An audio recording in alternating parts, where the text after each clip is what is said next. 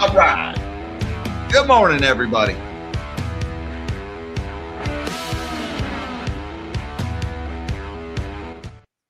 Good morning, all you magnificent melon heads of the world. Happy Wednesday, everybody. Today is January 7th, 2026. And once again, our top story this morning is Venezuela. As we speak, things are happening. Where do we start? Breaking news just a few minutes ago, CNBC broke the story that sanctions on Venezuela are going to be selectively rolled back. Selectively. That's interesting. What do you think we mean by selectively? We don't know. They haven't clarified that. But if I might surmise just a little bit, it makes a lot of sense that you can go ahead and sell oil to anybody you want to as long as those people are on the list of people we tell you you're allowed to sell it to. In other words, not the Russians, not the Chinese, not the Iranians. Maybe the Chinese, there have been some things to suggest Trump will allow the oil to flow to China. But we're going to gatekeep that stuff. You better believe it. The story broke late last night that Venezuela, the word used was give, that they were going to give 30 to 50 million barrels of oil to the United States. President Trump posted on True Social that he is going to basically control the funds that are generated from that. I don't know that they're going to be used for the benefit of the American and the Venezuelan people, whatever that means. I have an idea.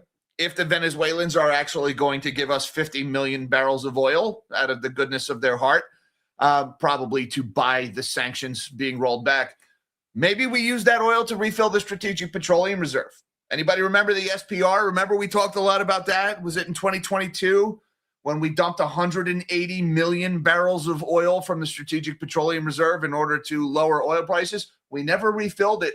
Maybe since we suddenly are the proud owner of 50 million barrels of new oil, maybe we refill that for a rainy day. Oh, no. Well, why would we do something like that? That's irresponsible. Let's sell that stuff, and then we have more money that we can arbitrarily throw around in pet projects, whatever we want to do, without getting any approval from Congress or anything like that. But I digress. So even as all of this is going on, you guys may notice there's a little bit of irony reflected in the headline this morning. They're talking about easing sanctions. At the same time, tankers are being seized. That sounds somewhat contradictory, doesn't it? Why, if you ease the sanctions, why seize the tankers? Again, selectively easing the sanctions. Those tankers are going to places or from places we don't like, and therefore we have selectively chosen to seize them. In particular, the one tanker that has been something of a thorn in the side of the U.S. Navy and Coast Guard for the last couple of days, the tanker Bella, which ran the blockade, or, we told them last week, hey, we're going to board you because we don't like you. And they're like, no, I don't want to be boarded. And they sailed away. And there's been, effort to get certain assets in place in order to seize the tanker, because seizing a boat that doesn't want to be seized can be difficult. Looks like they're finally seizing it. That tanker turned off its transponder, and when it turned it back on, it all of a sudden, instead of being the probably Maldives flagged, whatever, Bella, all of a sudden now it's the Russian tanker Marinera. Oh, now you're Russian and operating under a different name. That's interesting. And then the story breaks last night that the Russians were sending a submarine and other naval assets to escort the Marinera, which was being shadowed by a U.S. Coast Guard cutter of the same class, by the way, as the new frigate that the U.S. Navy is going to be building, modeled after that. And I guess the U.S. said, you know what? We're not going to wait for those Russian naval assets to arrive and have something of a Mexican standoff at sea. We're just going to go ahead and seize the tanker right now. That operation is ongoing as we speak. They're boarding the ship. So we've got sanctions are getting rolled back as we're boarding a ship. By the way, a second ship closer to Venezuela is also supposedly being boarded right now. We talked about how 16 tankers had just suddenly left Venezuela shortly after Maduro was seized, attempting to flee the blockade. Well, we're starting to track them down too. Things are up in the air. Things are moving, happening faster than we can report them, but that's what we have so far this morning. Now, on the other side of the world, we've got this whole other geopolitical CF going on this morning, the ongoing feud between China and Japan, because the Japanese prime minister said some words about Taiwan that really hurt the Chinese in the feels. And the Chinese are throwing a tantrum. And, Japan, when the kid is on the ground flailing and kicking and screaming, you're not supposed to validate the behavior, just ignore them. But the Japanese are having a trouble ignoring them because, well, they're hitting them in the economy, and it hurts. The first one, dichlorosilane.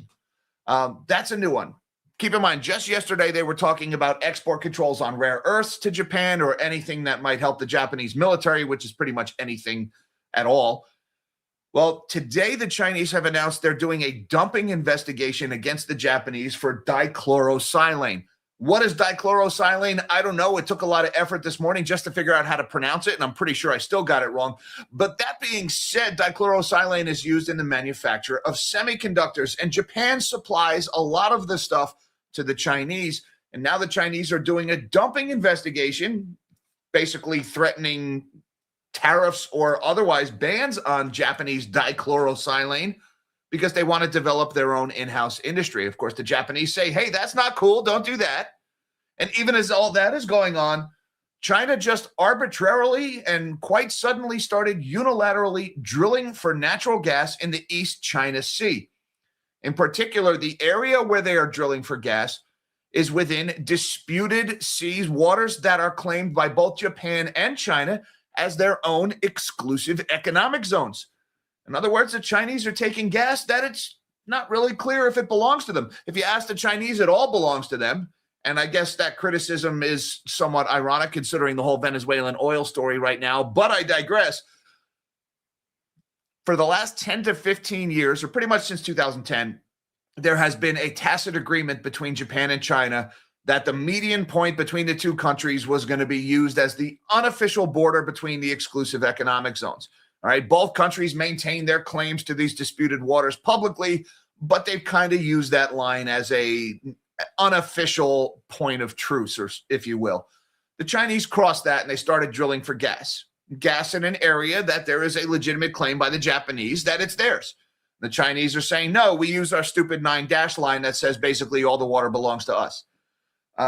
This could very quickly spiral into the next big geopolitical crisis at sea. It's worth keeping an eye on.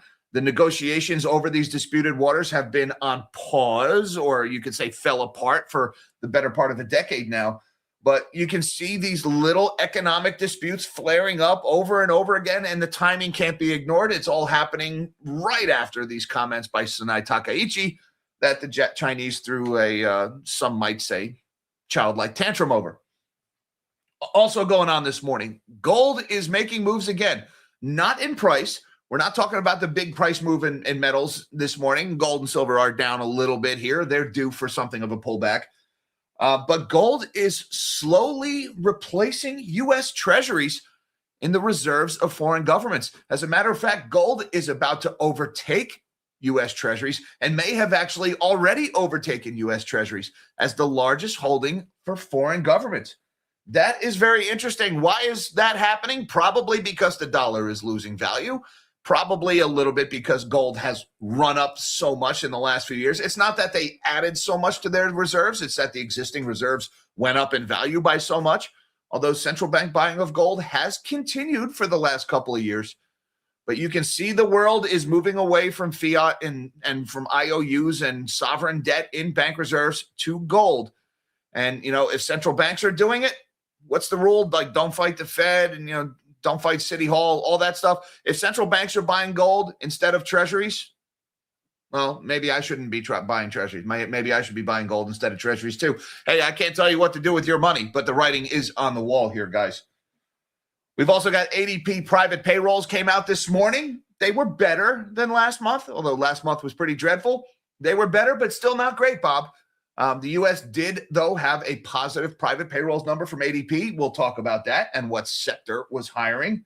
We've got Warner Brothers has dismissed Paramount's offer officially to buy them here in favor of Netflix's bid. We have seen that drama unfold over the last couple of weeks. We had a banger of a report from Hunter Brook Media yesterday. Shout out to Hunter Brook. I have this video. It's on my Twitter feed. If any of you guys follow me on Twitter, check out that video. It was put out yesterday. CVS, United Health, and Cigna, the three biggest health insurance companies in the world, have all set up PBM GPOs. What? That's a lot of letter salad. Pharmacy benefits managers, group purchasing organizations. Now, what the hell is this all about? Well, a couple of years ago, there was this big hoopla about the pharmacy benefits managers, about how they were supposed to be negotiating on behalf of the buyer of the pharmaceuticals, right? You know, like the patient, that we pay them to negotiate better drug prices for us. The problem was all the money in rebates that the drug companies were paying them in order to get their drugs added to the formularies. All that money wasn't making its way back to the people they were supposed to be helping. It was making its way to United Health and Cigna and who's the other one? CVS's bottom line. They were just keeping all the money. And so all these pharmacy benefits managers came out and said, no, we've seen the error of our ways, and we shall strive to return 100% of our rebates to the clients. And so what did they do? They set up these shell companies to act as middlemen who charge gigantic fees. Not rebates, they're fees. It's totally different. And ultimately, the same money ends up flowing into the profit margins of the insurance companies instead of in the form of cheaper drug prices. Guys, healthcare is not health insurance. Understand that. There's this stupid misnomer going around in the press where we associate health insurance with health care. They are not the same thing. Health care is a doctor, nurse, or practitioner trying to help you feel better, treat some injury, disease, or make you healthier. Health insurance are the administrative, bureaucratic assholes who are standing between you and your health care. We need to stop acting like giving more money to the insurance companies, either tax dollars or our money, is somehow going to improve our care. It doesn't. Insurance is the problem. Last but not least, we've got Twitter, or Grok, I should say, XAI, whatever you want to say, making non-consensual sexualized images of people, including minors, and X is not gonna fix it. They're not gonna make it so that their AI won't do that. They're just gonna say, well, if anybody does that, we'll ban them from Twitter. But they won't. That's fun. And Saudi Arabia is opening up their stock market and their real estate market to foreign investors. It's almost like they see the writing on the wall. They're losing market share in the oil business, and they better come up with another plan real fast. And so they're trying to get some of that foreign money to flow into the kingdom. Guys, there is a lot happening in the world today. Why don't we shrink my big melon of a head and let's see what's going on in the world of finance? Don't forget that like button. And you new guys, hit that subscribe button so you can come back tomorrow and have your coffee with the melon heads, because we do this one every single day. Right now, the S&P 500 is just modestly negative, down by a single point, 0.02% in the red. We've got the Dow is green this morning, up 0.1%, or about 63 points to the upside. And the NASDAQ is in the red, off by 50 points, or 0.19%. Stocks not moving all that much in either direction this morning. The dollar is modestly weaker this morning, 98.55, off by 5 basis points. The dollar has had a good couple of days. It strengthened over the last few, so I'm not surprised to see a little bit of a pullback here this morning. Looking over at the bond market, we've got yields are negative, suggesting bond prices going a little bit higher. A little bit of a safe haven trade going on this morning. Emphasis a little bit. The 30-year yield is at 4.829. That's up almost 4 points.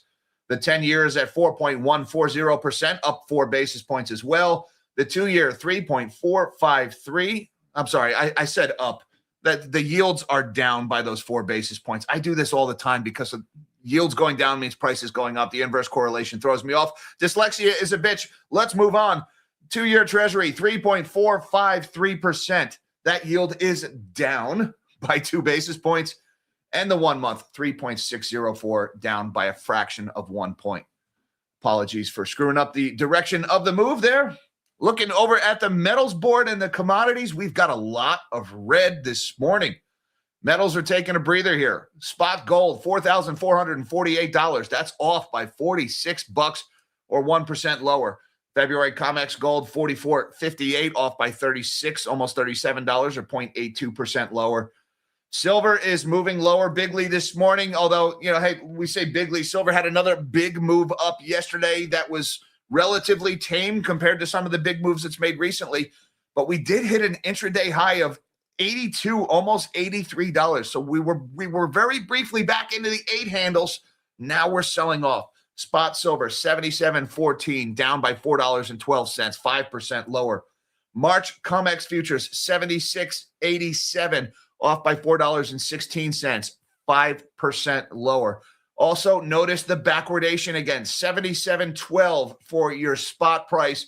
That is what, about 35 cents more expensive than March silver, when silver in the future is cheaper than silver right now. That is known as backwardation, indicative of shortages developing in London. So keep an eye on that one. But for now, the prices are moving lower after a monster run to over $82 yesterday. Either way, I like the shiny. Copper, meanwhile, is down by a dime after making all-time highs yesterday. Platinum is off by $183, down 7.5%. Big move in the white metals this morning. Palladium along for the ride, down $132 or 7% lower. And crude oil is off by about 38 cents here, 56.75 for February. WTI futures down by about 0.2%. That being said, all the developments in the oil space over the last few days have had virtually no effect on the price of oil. That still sticks out as me. The market is saying we don't think this Venezuelan oil is gonna show up anytime soon. Taking a look at Bitcoin this morning, we are down sharply from yesterday's level, currently at 91,469. Over the last few days, we went as high as 94,000. We went over 94 very briefly yesterday, and then we started selling off. Been a little bit of volatility. It looks like Bitcoin is set to reverse and head lower here, currently down about $2,200. All right, let's talk about the big news this morning. This story from CNBC. Let me just check something here. Okay, I'm going to refresh this just to see if they've updated the article, because this just broke right before I went live. Oil sales from Venezuela to continue indefinitely, and U.S. sanctions will be reduced, sources say. This story just breaking. Oil sales from Venezuela will continue indefinitely, and U.S. sanctions against Caracas will be selectively rolled back, sources close to the White House told CNBC's Brian Sullivan on Wednesday. President Trump said Tuesday that Venezuela will turn over 30 million to 50 million barrels of sanctioned oil, which will be sold at market prices. The money will be controlled by me. It's interesting there, by him personally, as president of the United States, to ensure that it's used to the benefit of the people of Venezuela and the United States, Trump said on a social media post. But those 50 million barrels are only the first tranche, and sales will continue indefinitely, the sources said. U.S. sanctions will be rolled back as part of the agreement. The sanctioned oil would have gone to China, but will be rerouted to the U.S. That just feels like a middle finger to the Chinese. Oh, well, why don't you drill for gas in our backyard if you're upset about it? So the Venezuelans are basically buying this sanction rollback with 50 million barrels of oil. That's about $2.5 million, give or take. What are we going to do with it? The president says it will be managed by him personally for the benefit of the people of the U.S. and Venezuela. I'm saying just put the stuff in the Strategic Petroleum Reserve, because we're probably going to need it one day. But, hey, that's just what I would do with it. Trump said Tuesday that stored ships will transport the oil directly to unloading docks in the U.S. Venezuela, a founding member of OPEC, has the largest proven crude oil reserves, but it is only producing about 800,000 barrels per day. According to data from energy consulting firm Kepler, the U.S., by contrast, is currently producing 13.8 million barrels per day. Now, there you can see just how much the Venezuelan socialists have run their oil industry into the dirt. 800,000 barrels per day is the most they're able to produce from the world's largest reserves. They've got more oil than freaking Saudi Arabia, and they are not even producing a 15th of what the United States is capable of producing. That is how bad socialists are at running things. By the way, this was President Trump's announcement on Truth Social from this morning. He says, I'm pleased to announce that the interim authorities in Venezuela will be turning over between 30 and 50 million barrels of high-quality sanctioned oil to the United States of America. This oil will be sold at its market price, and that money will be controlled by me as president of the United States of America to ensure it is used to the benefit of the people of Venezuela and the U.S. So kind of suggesting that that oil will not be bound for the SPR, although that's just my opinion. That's what I think we should do with it. I've asked Energy Secretary Chris Wright to execute this plan immediately. It will be taken by storage ships and brought directly to unloading docks in the United States. Thank you for your attention to this matter, Donald J. Trump. That was President Trump on Truth Social. And we have this one from Walter Bloomberg this morning as well. Apparently, Energy Secretary Wright is currently speaking at this Goldman Sachs conference. And he says U.S. Energy Secretary Chris Wright says U.S. government wants to sell Venezuelan oil and deposit money into U.S.-controlled accounts, echoing what President Trump said. Now, guys, keep in mind here, Venezuela, a founding member of OPEC, the world's largest oil reserves. And it really looks, for all intents and purposes, that we now control who gets what from that country. All right, now, remember, don't worry, it was all about drugs and narco-terrorists, right? That was the pretext for everything we did. No, it was never about that. It was always about the oil. We can see it was always about the oil. But that's going on this morning. And, even as we're supposedly starting to play nice in the sandbox with the Venezuelans, it's questionable how long that'll last. We've got this drama unfolding at sea. Ship closes in on Russia-flagged tanker pursued by U.S. forces. Now, this article was from last night, and this is that rusty old hulk of a tanker. Now, what's interesting here is they're saying previously the Bella 1, now renamed the Marinera, has been chased by the U.S. Coast Guard through the Caribbean and into the Atlantic. All right, this is the tanker that evaded the blockade last week, and they turned off their transponder. They were previously the Bella. Now they are the Russian-flagged Marinera. We're seeing all of these boats fleeing Venezuela with their transponders turned off. They're coming back on as Russian and Chinese vessels, tacitly acknowledging that the sanctions violations were the Russians and Chinese all along. A vessel bearing the hallmarks of U.S. forces appearing to be closing in on a Venezuela-linked Russia-flagged ship pursued since Washington began a full oil blockade last month, according to satellite images and maritime experts. The U.S. sanctioned oil tanker, previously the Bella 1, now renamed the Marinera, has been chased by the U.S. Coast Guard through the Caribbean Sea into the Atlantic. It has changed its flag to Russia during that time, a move likely intended to seek protection. Now, this is interesting because CBS reported this week that American forces plan to intercept the vessel, and the Wall Street Journal has since reported that Moscow had responded by dispatching a submarine and other unspecified naval assets to escort the Marinera. So there was a Russian sub and some other Russian vessels on its way. This is now in waters between Iceland and Ireland is where this ship is. It fled all the way from Venezuela. And then we've got this one breaking this morning. U.S. is seizing the Venezuela-linked Russian-flagged oil tanker after weeks-long pursuit. It looks like this operation is currently underway. The United States is attempting to seize a Russian-flagged oil tanker with links to Venezuela after more than a 2-week-long pursuit across the Atlantic. And as a Russian submarine and warship were close by, 2 U.S. officials told Reuters on Wednesday. The seizure, which could stoke tensions with Russia, you think, came after the tanker, originally known as the Bella 1, slipped through a U.S. maritime blockade of sanctioned tankers and rebuffed U.S. Coast Guard efforts to board it. The officials who were speaking on condition of anonymity said the operation was being carried out by the Coast Guard and the U.S. military. This appeared to be the first time in recent memory that the U.S. military has attempted to seize a Russian-flagged vessel. They added the Russian military vessels were in the general vicinity of the operation, including a Russian sub. It was unclear how close the vessels were to the operation, which was taking place close to Iceland. The U.S. Coast Guard first attempted to intercept the vessel last month, but it refused to be boarded. Since then, it has registered under a Russian flag. Now, it's also important to mention that there's also another ship that is being boarded right now or being seized separately. The U.S. Coast Guard has also intercepted another Venezuelan-linked tanker in Latin American waters, U.S. officials told Reuters, as the U.S. continues enforcing a maritime blockade of sanctioned vessels from Venezuela. So a lot of developments in this story here.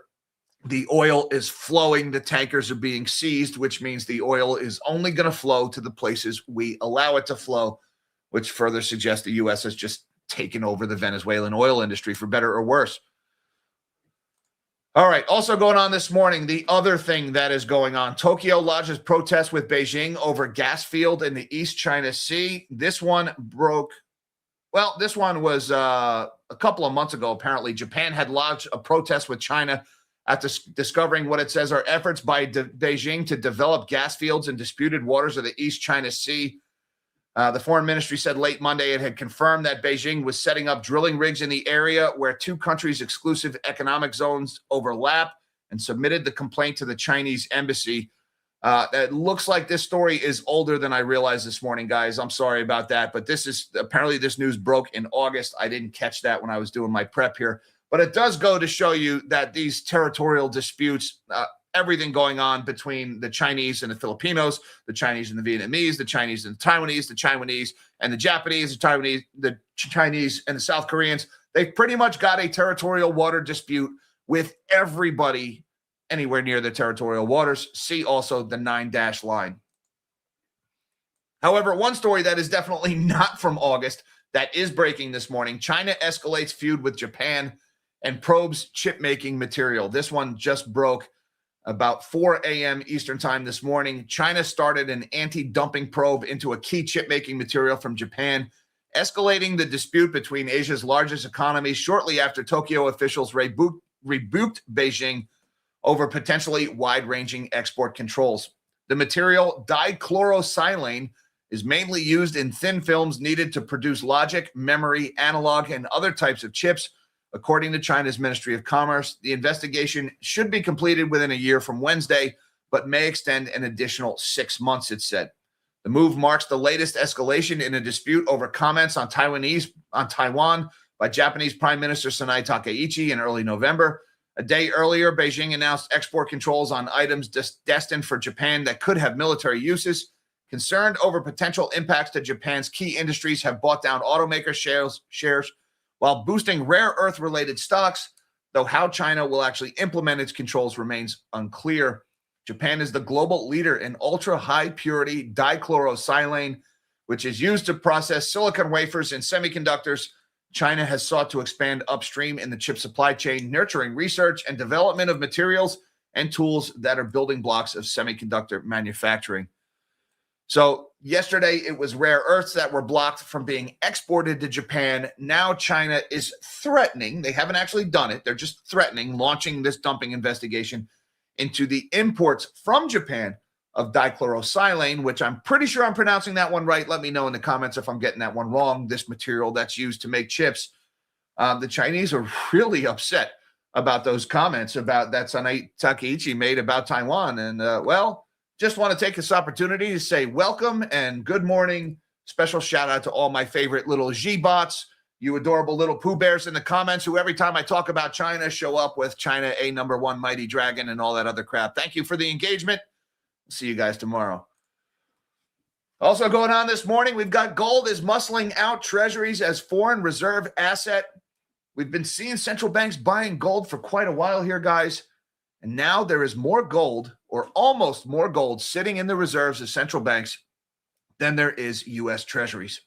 Gold is neck and neck with treasuries to become the biggest reserve asset for foreign governments, driven by a year of explosive price gains and aggressive central bank buying.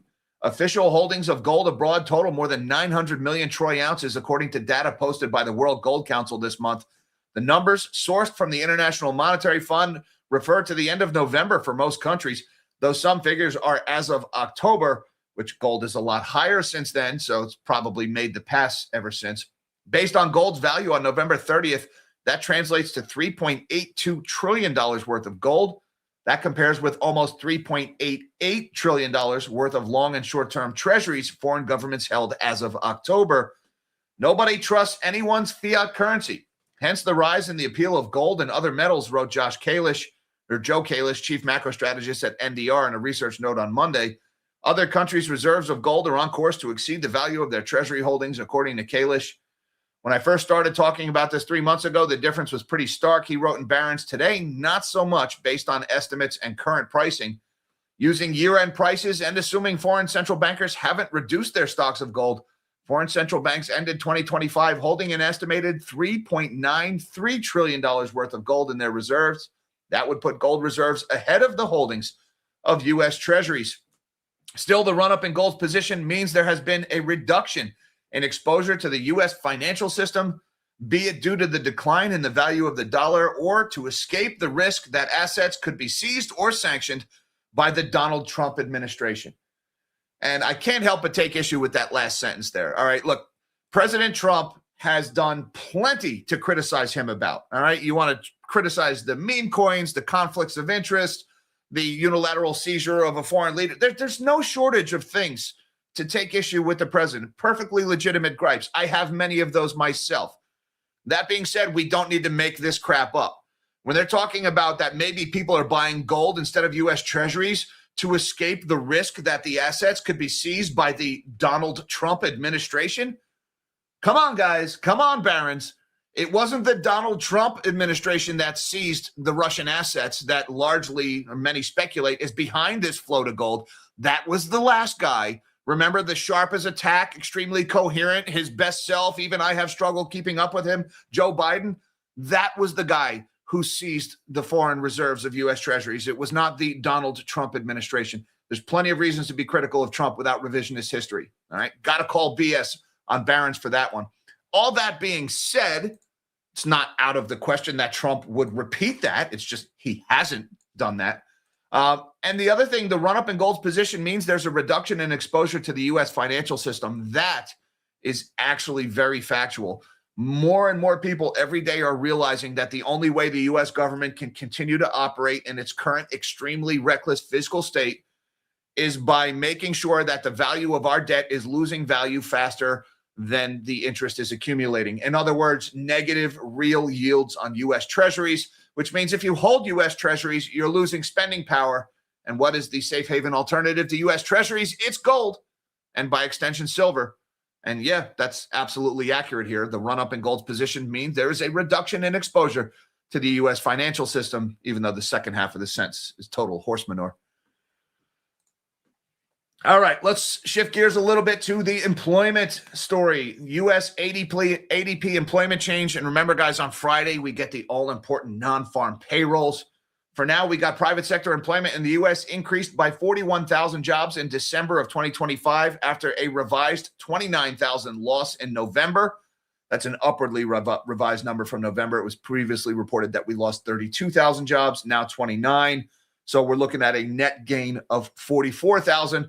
Although still, that is slightly less than forecast for a 47,000 gain. We've got a better number, but not a great number. It's still not that good and less than we were expecting. December brought a rebound in hiring, led by education and health services and leisure and hospitality. Small establishments recovered from November job losses with positive end-of-year hiring, even as large employers pulled back, said Dr. Nella Richardson, chief economist at ADP. That's a pretty interesting talking point right there, that the hiring, the job gains was in small companies. The big corporations were laying people off in November and December because they're just dreadful, awful people. We'll get to why in just a minute here. But small mom and pops are hiring. That's pretty interesting, although not at a rate that's going to change the unemployment picture. Let's go through this one pretty quick. Warner Brothers dismisses latest Paramount bid as inadequate. We already know why they've been doing this. There's doubts about whether Paramount could pay for it because it was largely a debt-fueled acquisition. Warner Brothers would rather sell to Netflix. We still don't know what the regulators are going to say about this merger, but for now, it looks like Paramount is back of the line. Also, we got to go kind of fast here, guys, because we're running a little overtime. I cannot emphasize enough that you should go to my Twitter feed at JG_Nuke for you guys watching on YouTube and check out that video that Hunter Brook Media posted yesterday. CVS, United Health, and Cigna accused of diverting billions via shell firms. We do not hate these companies enough. What they've done, they have promised that they're going to start returning all of these rebates to the customers in order to save them money on prescription drugs, which is what we pay them to do. Instead, they created this entirely new secret category of expenses using shell companies in other countries. They're calling them group purchasing organizations. They're all subsidiaries of the same three companies. And instead, all the rebate money is being called fees, and it's being routed to these companies, which have more profits per employee than freaking Apple and NVIDIA. On a per employee basis, these are some of the most profitable companies in the world. You just don't hate these companies enough. Check out that video. Outstanding work by Hunter Brook Media on this one. Also going on this morning, Musk's Grok AI generated thousands of undressed images per hour on X. Oh, AI, yeah, it's going to cure cancer. It's going to solve physics. We're going to build data centers in space. But first, non-consensual sexualized images, including those of minors. Okay, that's what we're getting from these tech CEOs. Elon Musk's X has become a top site for images of people that have been non-consensually undressed by AI, according to a third-party analysis, with thousands of instances each hour over a day earlier this week. Since late December, X users have increasingly prompted Grok, the AI chatbot tied to the social network, to alter pictures of people, posts of themselves. During a 24-hour analysis of images of a Grok account posted to X, the chatbot generated about 6,700 every hour that were identified as sexually suggestive or nudifying, according to Genevieve O, a social media and deepfake researcher. The other top 5 websites for such content averaged 79 new AI undressing images per 24 hour, as if that's somehow better. I mean, it's not as many. Yes, it's better, but still, I thought 0 was the number we're supposed to do. The scale of deepfakes on X is unprecedented, said Carrie Goldberg, a lawyer specializing in online sex crimes. We've never had a technology that's made it so easy to generate new images because Grok is free and linked to a built-in distribution system. X did not respond to a request for comment. Rather than preventing the chatbot from creating the content in the first place, Musk has spoken about punishing the users who ask it to. Anyone using Grok to make illegal content will suffer the same consequences as if they upload illegal content, Musk said in a reply to a post account. Why don't you just fix it? Why don't you just fix it so that Grok can't do that? I don't understand why they won't do that. Maybe they can't do that. Maybe because these things aren't nearly as smart as they claim they are. And if you put simple restrictions like don't create nudifying images of children, the whole freaking thing falls apart. Or maybe they just won't do it. Maybe they just don't want to be bothered.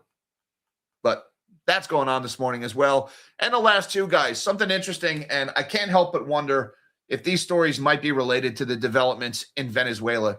Saudis open stocks to all foreign investors to boost inflows. That is this morning. And it comes just as we get this one at midnight tonight. Saudi Arabia opens the property market as MBS courts overseas investors. Saudi Arabia seems very eager to attract offshore investments that they had previously not allowed into the country. I can't help but wonder, is this Saudi Arabia trying to pivot to something, anything that isn't oil, because they're about to lose a huge swath of market share over the next few years?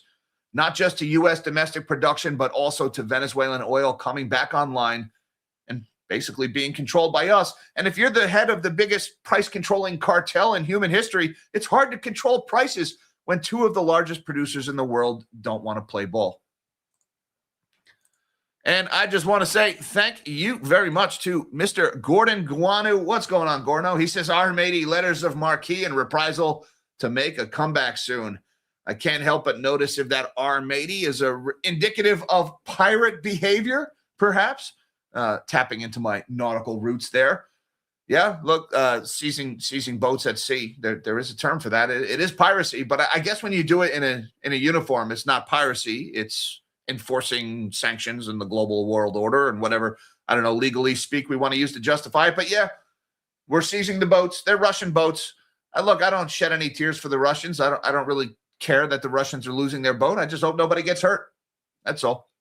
Thank you very much, Gordon Guano, for supporting the channel. The Comic Child says, any thoughts on Greenland, Denmark, and the USA on your 2026 bingo card? Little worried about the unwinding of the yen carry trade as well.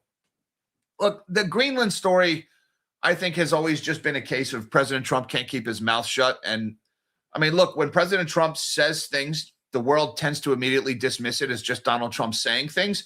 Unless it's something we really don't like that Donald Trump said, then the world says, oh my God, Donald Trump said something and we need to take him at his word. So one day he's a liar. Everything he says is bullshit. The next day, oh my God, he's definitely going to do it. I don't get all that excited about Greenland. We're not going to go invade Greenland, guns blazing, shooting at the Dutch, or no, I'm sorry, the Danes who control it. That being said, we'll probably bully them out one way or another. I mean, look, coming fresh off of seizing a guy in the middle of the night, President Trump is like that guy in the prison yard who just beat up the biggest, meanest guy in the yard. Maduro wasn't the biggest, meanest guy in the yard, but I digress. And now he's trying to bully other people around. He's trying to get his way. He's trying to use that to be new leverage in Greenland, which he's always wanted. And he's joked about making Canada the 51st state. That's not going to happen. That being said, why wouldn't we just negotiate with the Danes for a Navy base or a missile base in Greenland if that's really what we want Greenland for? And look, Greenland seems like it's like really far from Russia and China, but if you look at a globe from the North Pole down, you actually realize just how strategically vital Greenland is, especially if you consider the track that intercontinental ballistic missiles might take. Having assets in Greenland could be huge for missile defense, not to mention, naval reach. That being said, why wouldn't we just negotiate with our allies, the Danes, to put these assets there? Why wouldn't we just cut a deal to do that? I'm sure they would allow us. They're our NATO allies. It's arguably because we want the territory, because we want what's underneath it. It's about rare earths. It's about mineral rights. I think that's really what's going on with Greenland and Denmark. We're using national security when we can solve the national security issues without seizing the subcontinent. A little worried about the unwinding of the yen carry trade. Me too. I'm also watching that. The Japanese 10-year hit another all-time high yesterday. It's down a little bit this morning, but watch those rising borrowing costs in Japan. Absolutely cause for concern. Although right now the yen is still weakening. So in order for the yen carry trade to unwind, most consider a sudden abrupt strengthening of the yen to be a necessity for that carry trade to unwind. That's not happening, although the borrowing cost is eating away at the arbitrage opportunity of the yen carry trade. Thank you very much, The Comic Child, for supporting the channel. And Steve Woitis, thank you, sir, for supporting the channel. He says mainstream media has lost many viewers to independents like nobody special finance. Is it possible that we will see Hollywood lose audiences to independent filmmakers? I don't know. I mean, Hollywood may suddenly one day decide to start making good movies again. In the meantime, we could always just do reboots and remakes of the same old crap, borrow on the success of the people who came before us, and in some cases, sprinkle our own stupid ideology on top of it, thus ruining the story, but stunning and brave. Look, Hollywood may one day decide to make good movies again. It is not this day. In the meantime, Hollywood's pretty much the only game in town when it comes to films. There are independent studios. Are those movies as good as the movies we used to get back in the day? No, not even close. But I can tell you the movie industry is suffering here. Streaming is eating into them. The theater-going experience is virtually dead in the United States now. And I think the lack of quality coming out of Hollywood is a major factor in that. So thank you for the kind words about the media losing viewers to independents. I agree. As I was watching that Hunter Brook Media video yesterday about the pharmacy benefits managers, again, I highly recommend that. I couldn't help but wonder, where the hell are the real journalists in the world who are supposed to be doing this? I mean, Hunter Brook Media, they're attached. I don't know if they're a short-selling firm. I think they occasionally trade around what they do. But that's the work that the traditional news media used to do, and they don't anymore. Maybe because they have a lot of the same financial interests as the subject of the investigation of Hunter Brook Media. Either way, I highly recommend you check that one out. And thank you very much, Steve, for supporting the channel. Armando Reyes, what's going on, sir? He says, serious question here. We have hit Iran. WW have hit Iran. We supplied Ukraine. We aided the new government in Syria, and now Venezuela. When will Russia and China have enough?